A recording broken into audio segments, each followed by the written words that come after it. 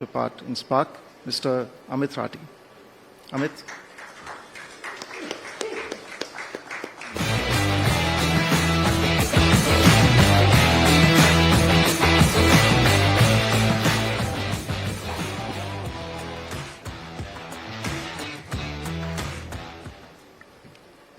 Thank you, Kishore. Good afternoon, everyone. I think it's a pleasure to welcome you all today for a panel discussion. We are thrilled to have distinguished guests like Dr. Sonia Lal, Dr. Mathai, and Rahul. We're going to be discussing a topic that is becoming increasingly relevant across the world, more so in India, the concept of longevity, and how we can shift our focus from simply living long to living healthier, stronger, and fulfilling lives. So with that context, let me begin with the first round of questions.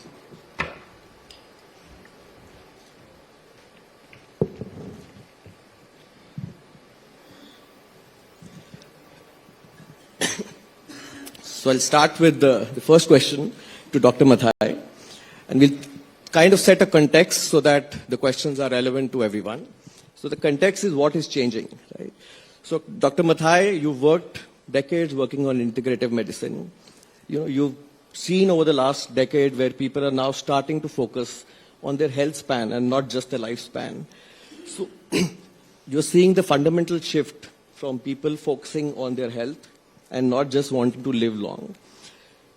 What is it that you think that your contribution is so that a common man understands this and takes it deeper? Thank you. About the health span or people's health awareness, as we are treating patients from or people from 125 countries, what I can see is 40 years I'm in this medical practice in India and abroad. Indian population slowly getting more and more aware about the consequences of disease process, so that they will be now more and more coming forward for health improvement and prevention and health management. Because the cost of any disease treatment is very high and time consuming, and the general awareness that majority of the medical conditions are coming out of lifestyle disorders. So better to have lifestyle management, that is themselves by eating habits and lifestyle modifications and all that. And also the India's ancient medical systems like Ayurveda and naturopathy and all the systems provide a large amount of solutions to prevent and improve their health. So I am now running Saukya for 25 years. Indian patients started from 5%, now grown up to 30%. People are coming every year to do treatment which is scientifically proved that can improve their biomedical markers, from the inflammatory markers to reactive proteins to including changes in the DNA. So that is a world. One side is for the traditional medicines can do wonders. Second is so many medical conditions where the Western medicine cannot treat, or treatable conditions where the chronic arthritis to irritable bowel syndrome to neurological disorders. This integrative medicine of Ayurveda, homeopathic, naturopathy, Siddha, Unani, all the systems can do wonders by combining different systems of medicine along with the Western medicine. That's what I'm propagating, that it should be worked with the Western medicine, not isolated by itself and only with the faith, but with the scientific studies and research and supported documentation. Thank you. Dr. Mathai, just a follow-up question. In India, are you seeing from your lens, is preventive health coming to the fore, or we are still very reactive? It is coming in a big way forward. And it's not only with education, even uneducated people. We do a project for 150,000 people free of charge. We give the poorest of the poorest villages. When you give them, doctors are giving them, or our health consultants are giving them advice on how to do the eating pattern, how to do little yoga, how to do proper water, hygiene. All that people are coming forward, even the poorest of the poor, which is not educated. Other side is, Saukya is catering to the upper end of the society, very expensive. But we have another model which is taking care of all sectors of society. We see more and more people are coming forward for not only medical care, even to prevent and improve especially diabetes and blood pressure and intestinal problems and asthma and all sort of diseases where Western medical intervention alone is not enough. So we combine it together, we can do wonders, and more people, populations come forward. That's why we want to expand it more. And I feel that India should have like the Western medical hospitals may have 50,000 beds or 100,000 beds. India should have an integrated medical facility, should have even 500,000 beds in the future, where our Prime Minister is very supportive to that ideas. Thank you, Dr. Mathai. Rahul, my next questions to you. Thyrocare, really speaking, what we thought could never happen. Thyrocare has almost democratized the diagnostic market in India. So from your vantage point of view, what is the pattern that you're seeing? Is detection helping Indians to become healthier? Or is it that from an education point of view, we've started to look at that a lot more seriously? Look, we've always been preventive health focused, right? The Thyrocare Arogyam, which is what is known, has been growing faster than Thyrocare for many, many years, and today accounts for almost 30-35% of our revenue. So at least in the Thyrocare world, what we see is 35% of our customers come for a preventive health checkup and not a reactive health checkup. So it's definitely growing. Let me give you, at least, when we talk about living better, living longer, and your point around preventive, right? If we built a highway with no signals, no checkpost, no speed limit, but we said, don't worry, if you crash, we will take care of your car, but charge you enough to buy a new car. That's the state of healthcare today in India, right? We don't have any preventive checkpoints on any part of the leg of this journey. But when you wind up in a hospital, suddenly, you have this massive bill and all of that, right? So it's, I think, just the way we think about health, I think, has to shift this way, because hospital capacity will never expand to the level if everyone drives at 100 kilometers per hour down this highway with no regard to their health. I'll give you another very interesting statistic. Do you know that we have more motor vehicle policies than health policies, private health policies in India? So everyone in this room insures their car, but will not insure their body. And I think it's a capital allocation problem on how we think about health, right? And that's my view, but definitely I'm seeing the trend. I'm definitely seeing the trend. And Rahul, do you see AI changing the way preventive care or, diagnostics will play a role? Definitely, I'm sorry to say this, but nobody has the time, or doctors don't have the time to sit and explain every parameter in your report, right? And we are definitely seeing people going to AI to now understand their report more deeply and what does it mean for them. I do believe AI has not yet evolved to the point where, it's giving, I would say, great advice. So sometimes it can be right or wrong. So it's just important that we are cautious on that front, and I think everyone is talking about it.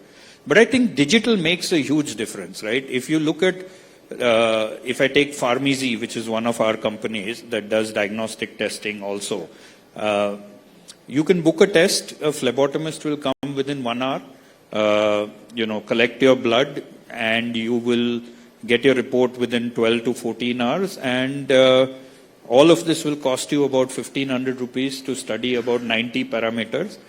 And if the boy doesn't come to your house on time, actually the test is free. So we are like Domino's Pizza in a way, which is on time or free.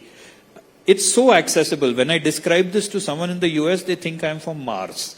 Okay? But I can tell you the vast majority of people don't use it, right? The government of India has spent so much money to get us all ABHA IDs. None of us upload our reports on ABHA, right? And so therefore longitudinal access to your health trends, all of that is not there. So I think if we want to, digital can be a game changer, right? But it comes to the first point. Before you buy, actually you have to buy a motor vehicle policy. So, but you should also buy a health insurance policy. Thank you, Rahul. That's interesting, but I think intuitively what you said was right. My next question to Dr. Sonia. Dr. Sonia, as people are living longer, I'm sure you are seeing a lot more patients coming to your hospital. Is there any way, and the diseases are becoming chronic, so which means that patient needs to spend a lot more time as compared to what they would have done in the past. So does the hospital needs to change itself in the way it's geared, both financially and otherwise? Absolutely. Good afternoon, everyone. Pleasure being here. Very important question, and definitely healthcare is changing. You know, hospitals are a very reactive place. I got chest pain, I'm running to the hospital. I have an emergency, I'm running to the hospital. I have a problem, I'm going to the doctor.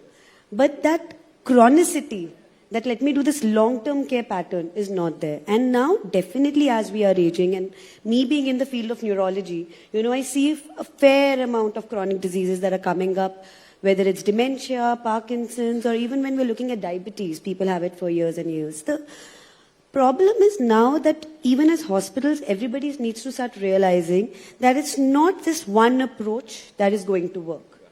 What is actually going to help patients is an integrative long-term approach where you have multiple fields coming together. For example, I'll give you my example. So I'm a headache specialist. I specialize in headaches. And coming from the US, being trained over there, a clinic that I've started. So a lot of people, when they come to a neurologist, they expect I'll get a quick medicine and I will go. But the core of headaches is also your posture, how you sit, how your neck muscles are involved, how everything is involved. So by integrating now in our clinic, we have a combined approach where they see a neurologist and they see a physiotherapist at the same visit. So now imagine for everything, if we have an integrative setup, where healthcare people, where they have, when the patient comes in, they have a doctor, they have a physiotherapist, they have a nutritionist.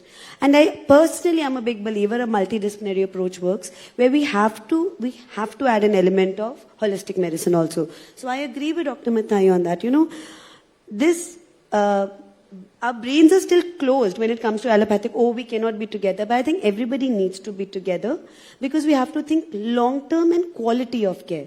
Let's not just fix the problem. If we will start working on preventive care, if we will start having our patients do early screenings and then tell them what needs to be done in terms of lifestyle, food, nutrition, I think that plays such a big role, so underrated. Sleep, such a big role, so underrated. If we start working together as a team, no doubt, we will see that when it comes to long-term care models. So I think now hospitals need to take a step back and integrate everything together. But I also feel the challenges, as you said, people are not uploading. And I think hospitals also don't promote that somewhere the government needs to come together with us to incentivize to a certain level where we can build this one platform to take care of people at multiple levels. And Dr. Sonia, what is the biggest gap you see currently, you know, with the aging population and the way hospitals are structured? Is there a gap? Is the hospital infrastructure ready to sort of take a gush of as we age and age a lot more as compared to in the past? I think absolutely, but we all have to coordinate together. And the biggest gap is for a patient to get one thing treated. I mean, they're running around. I just feel sometimes as patients, I mean, if we are in our patient's shoes, we are running around to get treatment. We are going there, we're going here, we're going there. You know, it's not one-stop shop. And I think even though you'll find everything in the hospitals, and we are currently trying to figure this multidisciplinary approach out personally at our hospital also, where we can create these care systems where a patient enrolls and everything is taken care of. So the biggest gap is that people need to have one place where they don't have to worry. They know they can trust and everything is taken care of. They send reminders. You know, screening is done regularly. If your HbA1c is 11 days, no, then 3 months they have to get it checked again. I mean, these are small things, but in the long term, it makes a big difference. So I think protecting your kidneys when it comes to diabetes, protecting your brain, protecting your nerves, everything makes a difference. So I think as hospitals, the gap is we still are not working towards an integrative system. Hopefully, but going forward, I feel people are becoming more aware and we should come together for that. Thank you. I think very interesting. Thank you. I think it's a question to the full panel and you can choose to answer. I think, Rahul, you can start maybe. India's in a very unique position. You know, we've got the advantage of yoga, Ayurveda. You know, we all sort of grew up hearing about it. We are also a booming diagnostic sector now. We are also seeing a significant growth in healthcare infrastructure, right, which we over the last decade or so. But we've also got a lot of challenges, right? Affordability is still a very, very big issue. So in your estimate, what is the biggest opportunity, in the healthcare space from a global perspective that you're seeing in India? Actually, so there's a saying in every crisis there's an opportunity, right? I genuinely believe we have a crisis on our hands. Okay, it's not, and therefore an opportunity. If I just do the maths, we will add more people above the age of 60 than most Western European countries in the next 2 decades in India. More people than most Western European countries. Our hospital infrastructure will not keep up if they show up in a hospital. An average Indian, while age-wise will be 50, metabolically is typically around 60, 65. Okay? Because diabetes incidence happens 10 years earlier in India than anywhere else in the world. So metabolically also we are unfit, right? So I think there is a crisis on our hands, and it's something that we need to talk about, because if we're really going to live longer, we have to live better. We will all live longer. If you go by the parents' generation versus our generation, we will all live longer. But given all these facts, I think living better is going to become very important. And of course, I have selfish interest in that. I think early detection is the key. I would say if Thyrocare doesn't grow, then the hospitals will grow. So let's ensure that, we all do our preventive checks. It's 1,000 to 2,000 rupees once a year, right? That gives you a picture on how you should be taking care of your health. But I definitely believe the opportunity is in this crisis. Thank you, Dr. Mathai. Thank you. I see both because of the Western medicine. India has a very high advantage of the high-skilled doctors and high-quality hospital, and they are attracting international patients, especially in Middle East and other developing countries, because of the cost factor, but our skill factor is very high. So in Western medicine, if you promote that more, not only for Indian population, for international also will be good. But India is in a very unique position that there is no other country in the world has this many systems of medicine, including the Western medicine or allopathic medicine, and the Ayush systems of medicine officially practicing in the world. We have a huge opportunity with the qualified doctors and systems of medicine promoted by the Ayush Ministry and private sector everywhere. And we are seeing that we are not looking at the cheap patients coming to India. When I was treating the richest of the richest people in London and America, I felt I can bring them to India if I provide a clean, neat facility, not luxury facility, clean, neat facility. And I'm successful. When I started 22 years ago to start an Indian center, I had only 30 nationalities as my patients coming from Europe and US. Now I have 125. And we are willing to spend $1,000 to $10,000 a night if you provide that kind of services, not a service, medical care. And doing Ayurvedic, naturopathic, everything, yes, generally it can be considered very cheap, but you don't need to be cheap for that sectors. That's a huge opportunity which I proved, and we are expanding to Europe.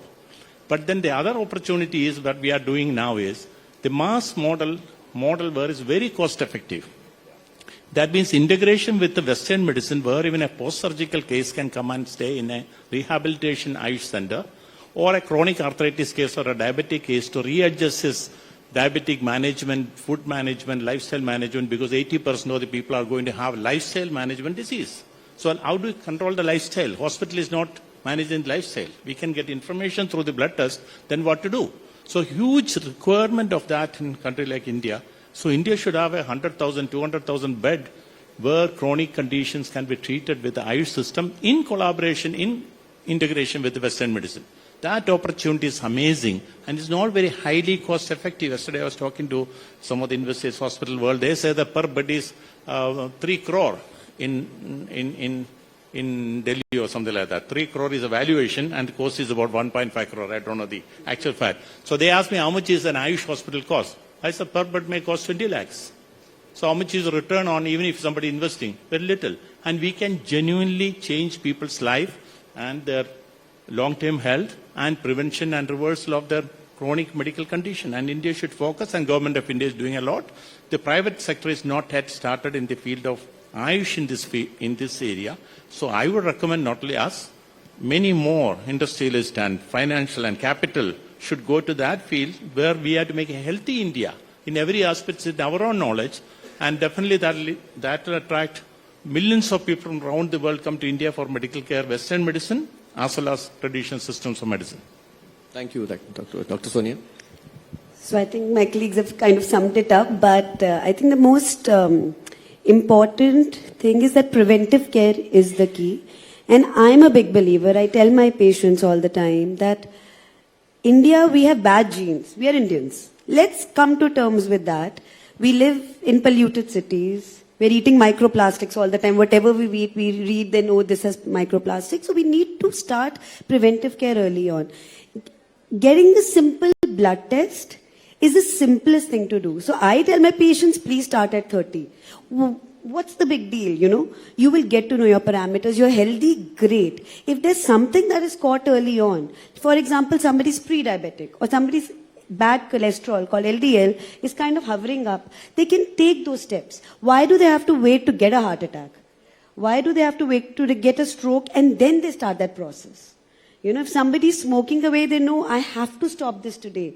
So it is very important, I think, where everybody comes together and basically now builds awareness in people, because we can do everything as private sectors, public sectors coming together, but until people do not agree and people do not take the step to actually wanting to take care of their health, all this will be futile. So I think I'm a believer right now that let's start the process of preventive. We have to teach our younger people. Everybody's on screens. Believe you me, mental health is going to be a big issue.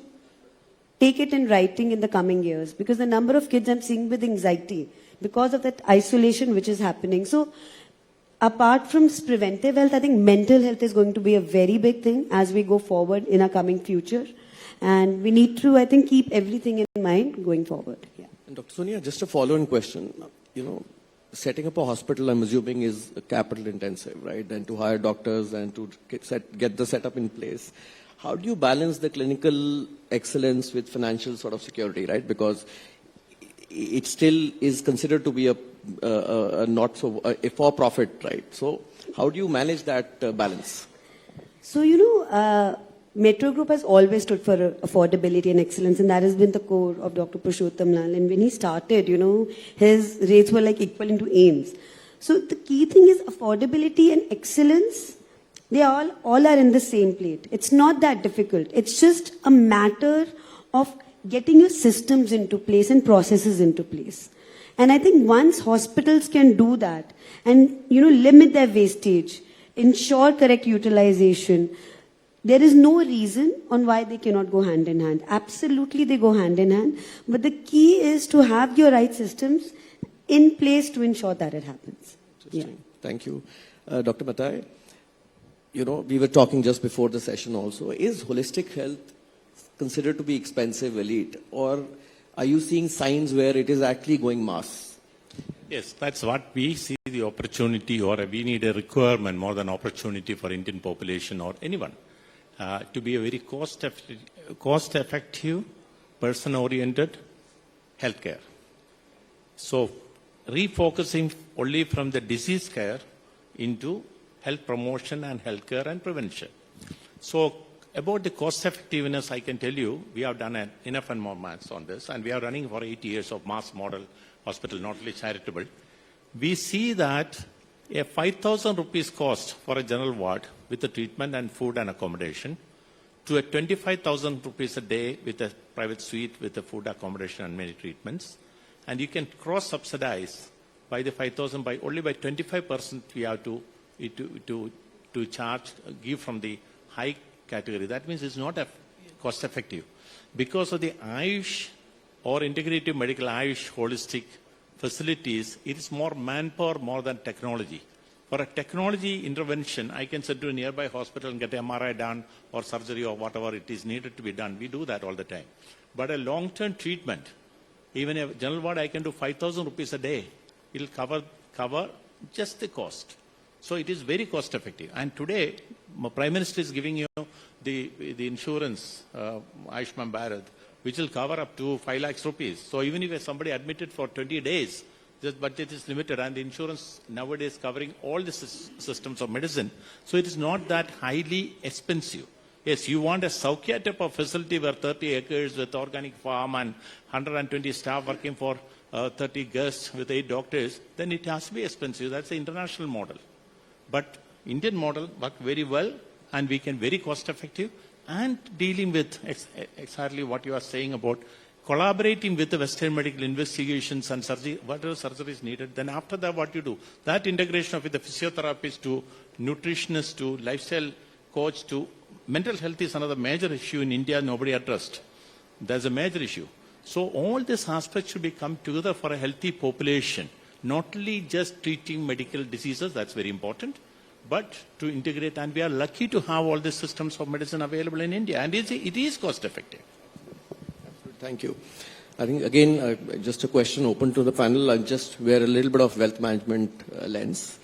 You know, we are all talking about Indians going to live longer. You know, it changes a lot of things, right? For families to plan for their retirement, for families to plan for the estate that they would want to leave, for intergenerational wealth transfer.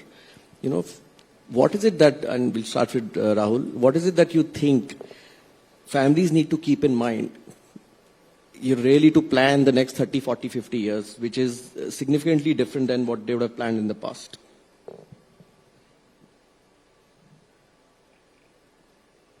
It's a very interesting question. So I'm buying some time to think about the answer. I think fundamentally 2-3 generational shifts, right?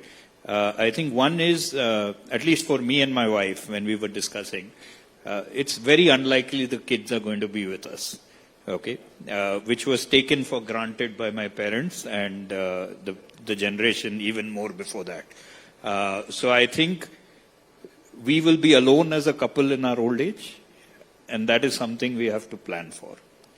We will also, if I go back to my father's time, if you retired at 60, you know, you didn't expect to live very much longer, right? And now today you will expect 80 is almost a given, right? So it's 20 years of non-income, right, that you have to plan for as well, right?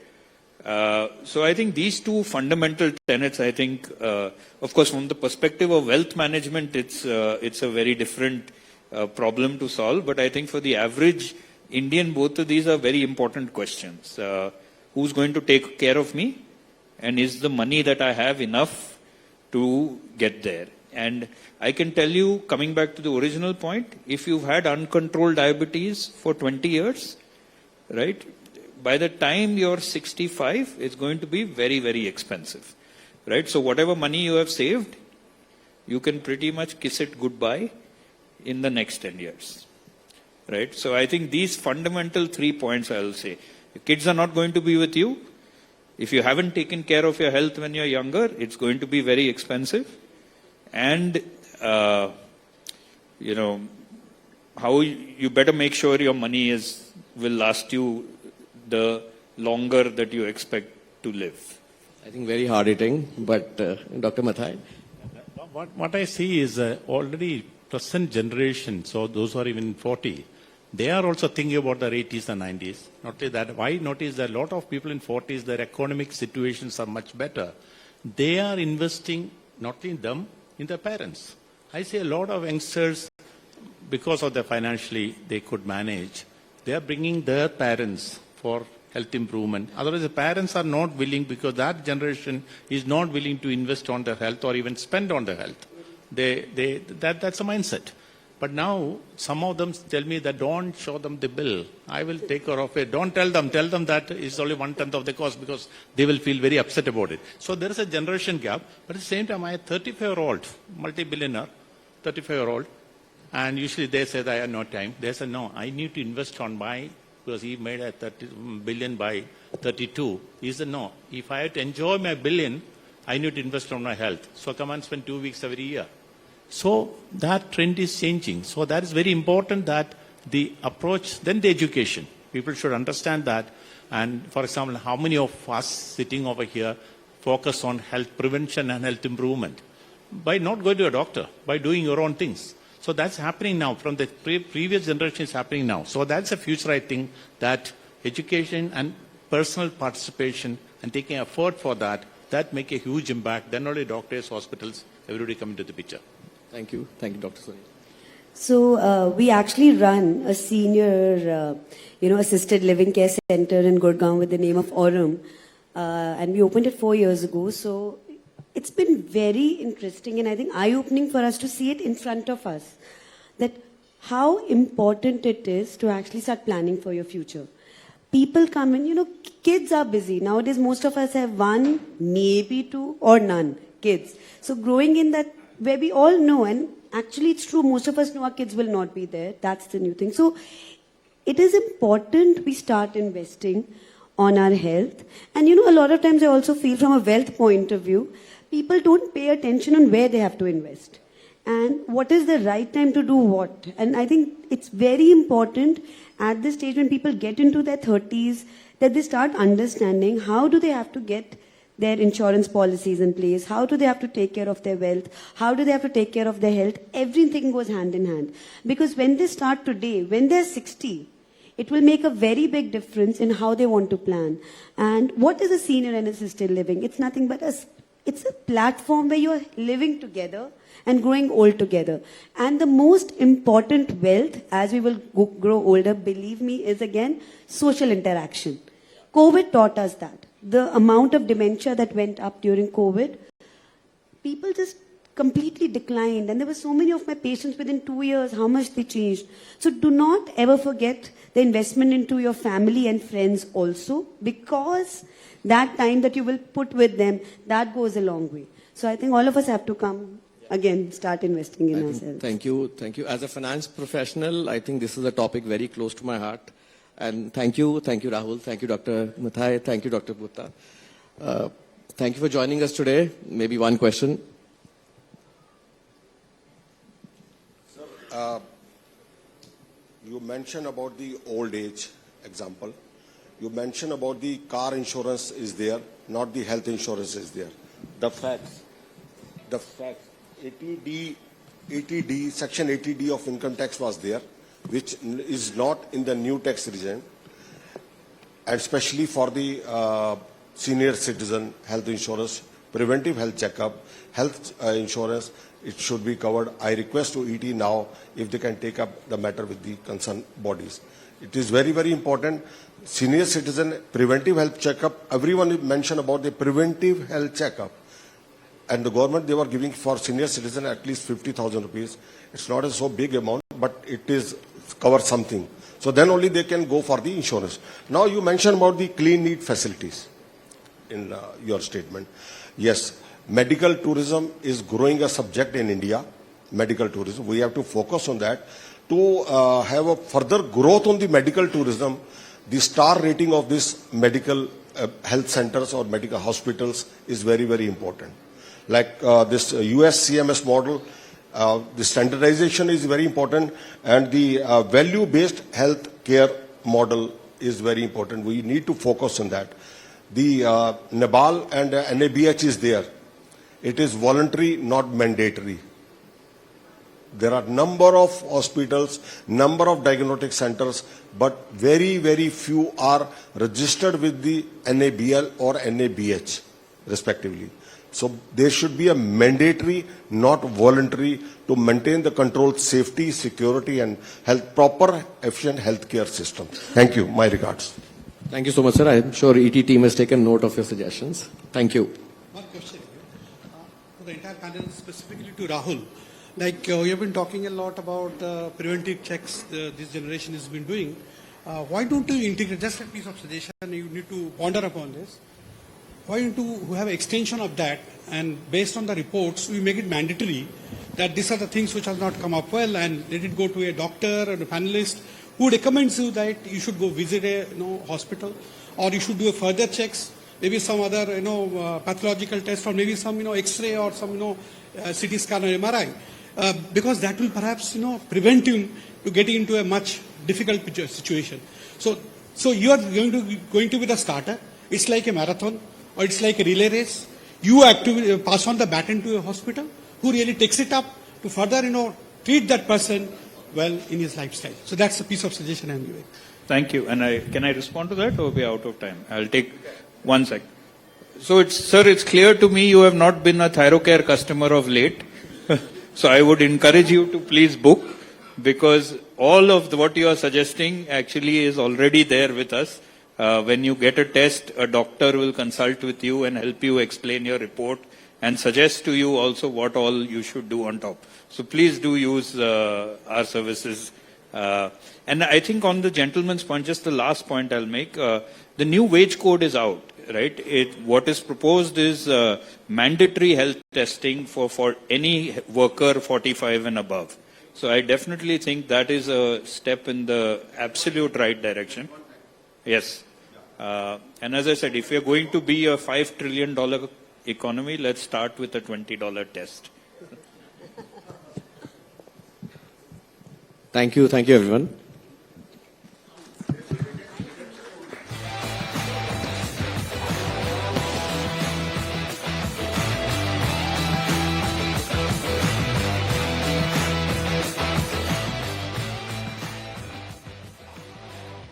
Another incredible discussion there for us all, ladies and gentlemen. And yes, we've received some valid inputs as well from our members of the audience. So we'd like to thank you.